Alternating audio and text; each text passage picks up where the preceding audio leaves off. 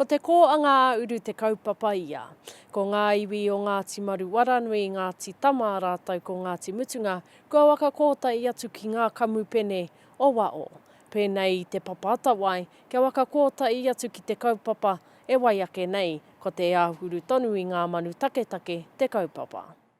E rere wenua, e Kiwi, kiwiwi, kiwawa, kiwa i haumaru. Ko te waka hoki te mana, ki o tātou marae hapu iwi.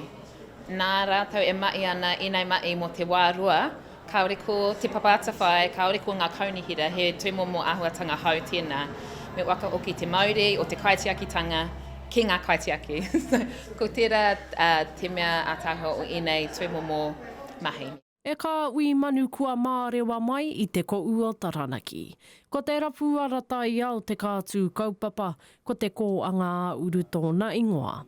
Ko ngā iwi o Ngāti Tama, Ngāti Mutunga rātou ko Ngāti Maru waranui, e koro wai ana i te kaupapa o te kōhanga āhuru. Te Kōhanga Āhuru is a collaboration, an environmental collaboration between Ngāti Maru, Ngāti Tama and Ngāti Mutunga.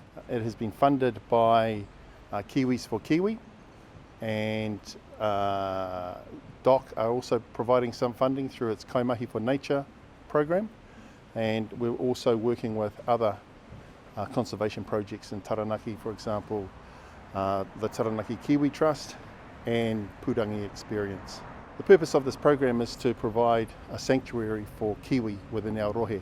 Mea ki au nei ko te whakakotahi anō te whānau, kia hoki mai ai te whānau katoa hei mahi tahi tātou roto i tō tātou whenua, roto i te ngāhere, wanganui nā taonga, ko te Kiwi. But I see it as an opportunity for the three North Taranaki iwi to come together. This is just so cool. We're starting with Kiwi, but what else could we do together, you know? So it's beautiful.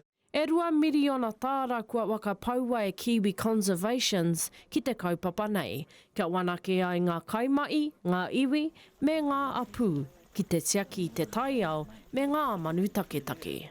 E maha ngā rōpū taiao ki roto o Taranaki e ka mai i tēnei mea te predator control. Ki te patu i nei hoariri. E pō iri no te reo o ira tangata i puta, kiwi, kiwa, kia ngāta i ngā manu ki no o āhuru rātou ki ngā kōhanga i ngā takiwa o tara maukou me te takiwa o moki i te mā-raki tonu o Taranaki roe. Feels saddened for species gone before us, but we need to do something for the ones we have left, and that's why we do it. Ko te whāinga matua ia, kia āhuru mauri tauano, ngā kōhanga manu, kia kore e ori te ki te moa. Aroha Broughton pue, te reo o te uru.